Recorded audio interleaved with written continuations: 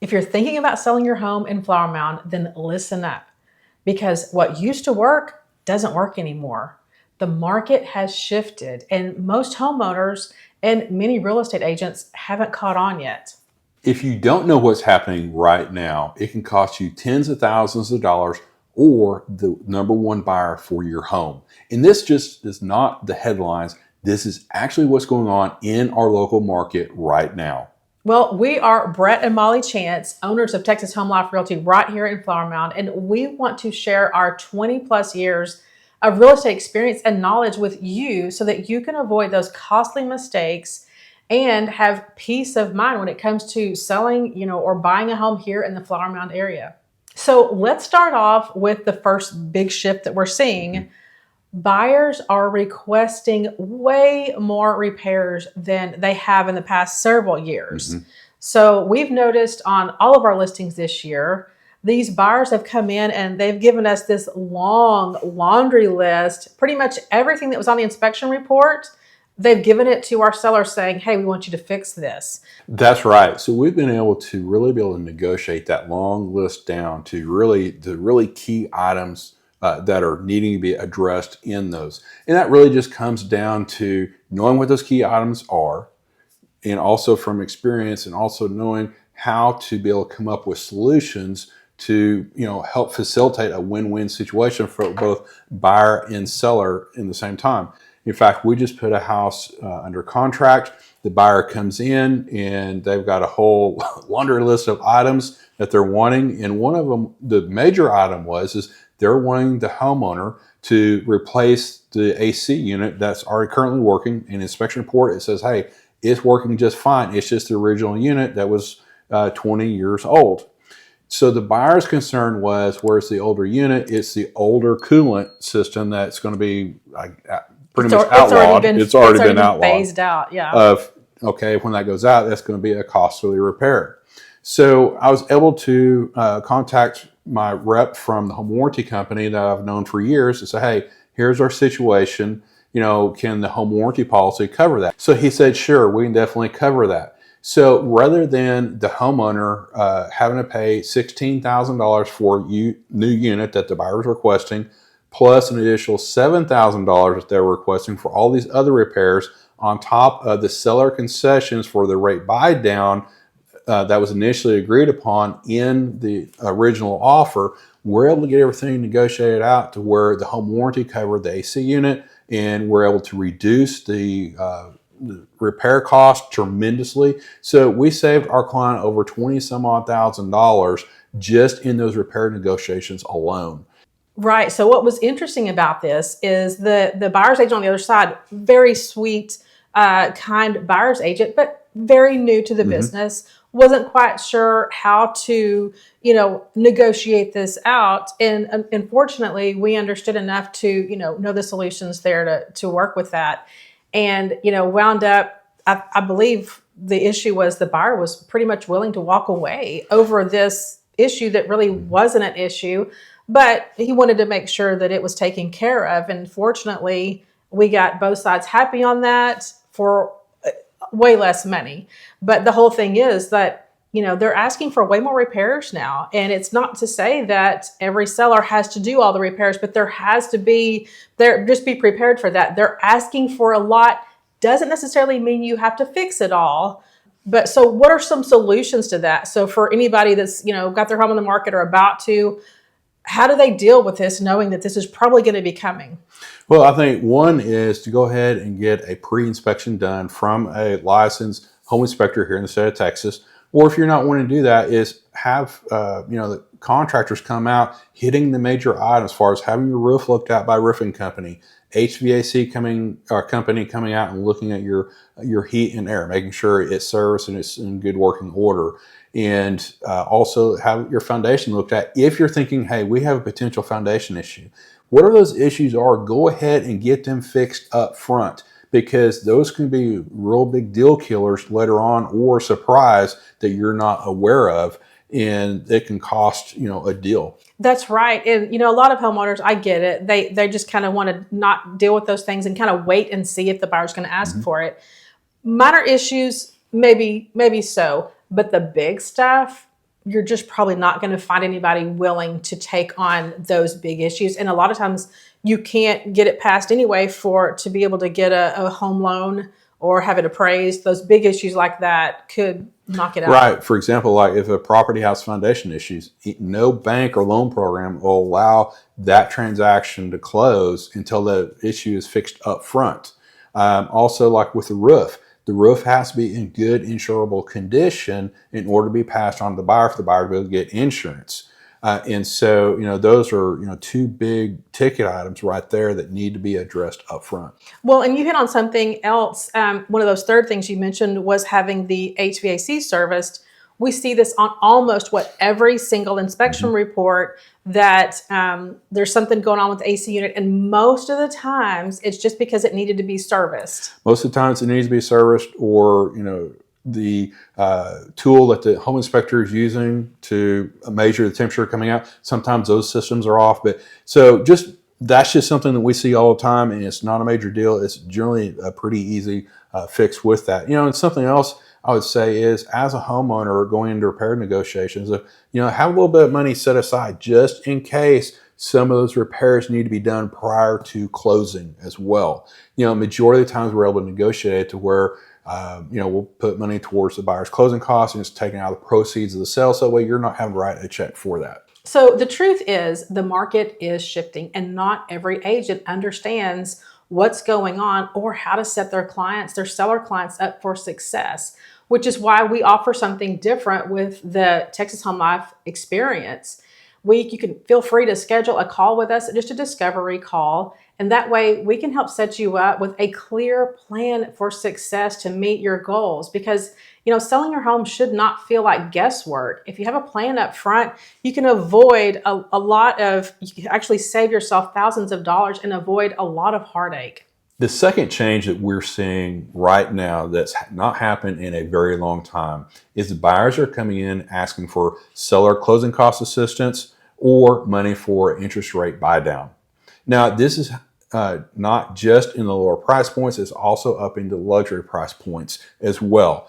We're seeing this because buyers are wanting to either keep money in their pocket or to be able to get a lower interest rate. Yeah, that's kind of surprising, I would say, for the upper end. You normally don't see buyers coming in requesting money, and it doesn't necessarily mean that they can't afford your house, but they just want to keep more cash in hand. So they're requesting, money from the seller to come in. So there's some issues around that. I wouldn't say issues, but there's some things that the agent and you as the seller needs to understand about this, because there's some guidelines. What do people need to know about this? Well, as far as with that, because the guidelines are made by the lending company or the government guidelines that we have to follow. So it really depends what type of loan that buyer is coming in with, of how much they're able to get in seller concessions. It also depends how much money they're putting down. Is it a 5% down, 10%, or 20%? That's going to vary on how much concessions can be there. And plus, is it for an interest rate buy down, or is it for paying closing costs? There's two totally different items with that. So it really depends what that loan program is and several other factors that you've got to know when that offer comes in of how to negotiate that out. So one of the things that we've had a lot of success with that unfortunately a lot of agents don't know about, especially newer agents, is how to deal with these concessions to keep our sellers from having to necessarily, hand out this extra $10,000 to $15,000 that they're asking for. Well, yeah, because the thing is, it's called seller paid closing costs. And quite honestly, I really don't like that term. But it's just what they call it, because at the end of the day, that amount that's being requested, that amount is being rolled into the buyer's loan. So yes, it is money coming technically out of the seller's pocket, but yet it's getting reimbursed as well. So with that, if a buyer is coming in asking for closing cost assistance, that can be rolled into the mortgage. But the whole key of it is that the home has to appraise with whatever that final purchase price amount is with those closing costs rolled in. So as long as that happens, everybody is good to go. So what you're saying is over the final purchase price. So if there is enough wiggle room there, say if somebody came in and said, I want you to offer 10 to 15,000 and extra closing costs for me, great, we can do that. However, we're going to add it on top of the purchase price that you're offering our seller, as long as that we believe that that it will appraise for that amount. Yeah. So say, for example, if you have $800,000 house, that's what it's listed at. The buyer says, hey, I really love your house. And I'll pay you $800,000, but I need, say, $10,000 of closing costs for my rate buy down. So then that's really, a $790 offer to the seller. Now that can be negotiated to where the seller can say, okay, we'll do that. We'll pay that 10, but really our bottom line is say $795, but we're rolling that 10 in, so it's an $805 overall price the home has to appraise for. So basically, you would still be getting the same net amount that you wanted, even though, technically they're asking for seller paid closing cost or whatever. Yeah, you can definitely negotiate to where the seller will net whatever amount that they're looking to get, and you're rolling those closing costs in on top of that, as long as that home will appraise and we're all good to go. Or you can split it like you were saying. Or split it. Say they ask for 10 and you say, well, I'll give you 5, and then the other 5 will roll in. You can always kind of navigate it that way. Yeah. The third and probably most unsettling change that we're seeing with Flower Mound home buyers right now is that they are very quick to just walk away even after they're in contract. So if they're not getting what they want, they're just walking away. They're just saying, we're done. We're just going to walk away. That's right. We have not had that happen to any of our listings. We're hearing a lot of agents here in the Flower Mound area talk about their offers or their contracts are falling out. And we're definitely seeing that on the MLS as far as homes, going under contract. And then shortly, right after that, they're going right back on the market. Right. So what are some solutions or a solution for sellers to know how to navigate this? The sellers have got to be flexible and willing to negotiate, because here's the thing. When that buyer comes in, they've got a lot of expectations on their side. So you've got to be able to figure out how to make a win-win and how to navigate all of that. So being flexible, being willing to negotiate is a great start with this, because if you lose your buyer, you're starting over from scratch, because there's no guarantee that you're going to get an offer as good or better than what you currently have in hand. And also something to take into consideration is if you let this buyer go unwilling to negotiate and you have to put your house back on the market, whatever they disclose to you of repairs that they requested that were on the inspection report, you now have to disclose to the next potential buyers.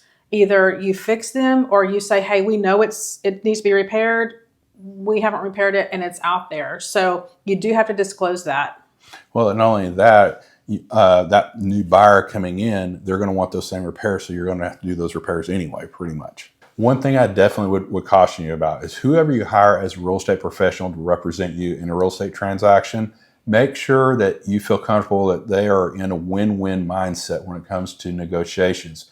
Because there's been many times that I have represented a buyer, we have gone through work to go through the negotiations, and the listing agent has just been in the process of just saying, no, we're not going to fix these items.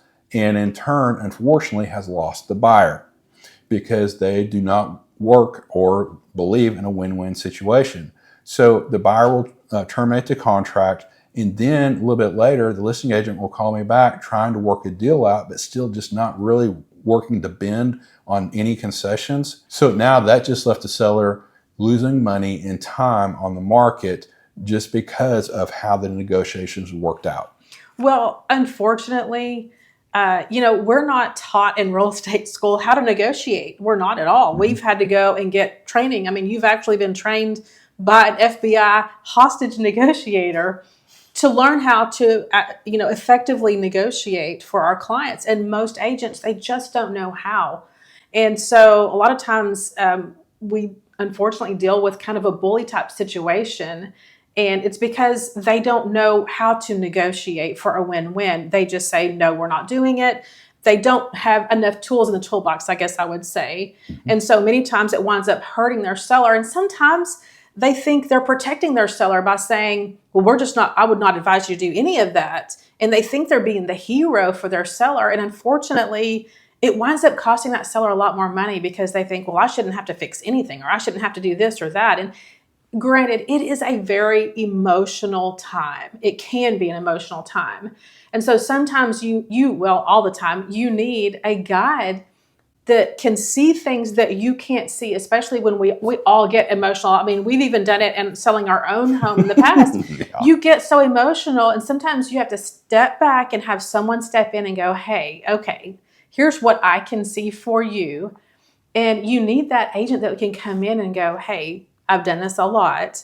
And here are some solutions. Here are some options. And here's your pros and cons. So if you don't do these repairs, maybe you just do the most important things that are important for this buyer, or maybe you give some appliances that you don't really need. You want new appliances anyway. So maybe you could say, well, how about we give you the washer and dryer in lieu of these repairs? Or there has to be some creativity and some understanding to think outside of the box to create that win-win. Otherwise, it can wind up costing you a lot of money and time and heartache, because like he said, if you have to go back on the market, you're not assured you're going to get as good of a deal, because typically, most of the time, you won't. Most of the time, there's going to be a price reduction there. And then when the offer does come in, it's going to be less than what was already in place. Now you're still having to do those repairs. So, it's just one of those things to evaluate. Are the repair requests valid repair requests?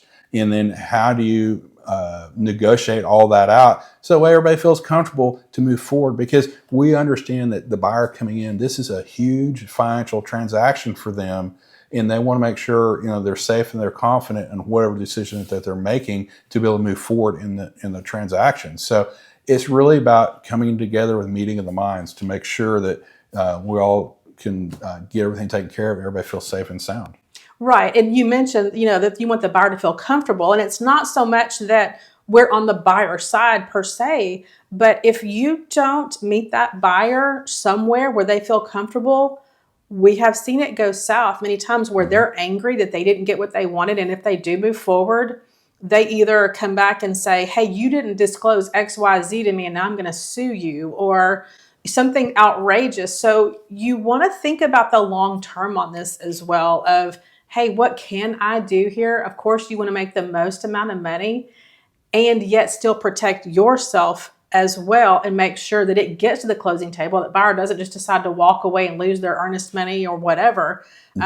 You got to think about both sides here. And I know sometimes that's really hard when you like, well, by golly, I want the most amount of money, because you still are walking away with a good deal, and you have to look at the big picture and say, okay, look at maybe even putting yourself in the buyer's shoes as well. Would I want to come in and have to deal with all these repairs as well? Yeah, because it's really keeping the frame of mind of the 30,000-foot view of the overall, because it's so easy to look at the small, minute pieces in that transaction, and those little pieces can blow a deal up. So it's really having that frame of mind, looking at the overall, because at the end of the day, as we represent our sellers, yes, we're helping them get the best deal possible. So these are just some tips and tricks or stories that we're sharing with you over our 20 years of experience to be able to help the process go smoother for you. Right, because ultimately you just want to get that house sold so you can move on to that next chapter in your life and be free of that and just move on.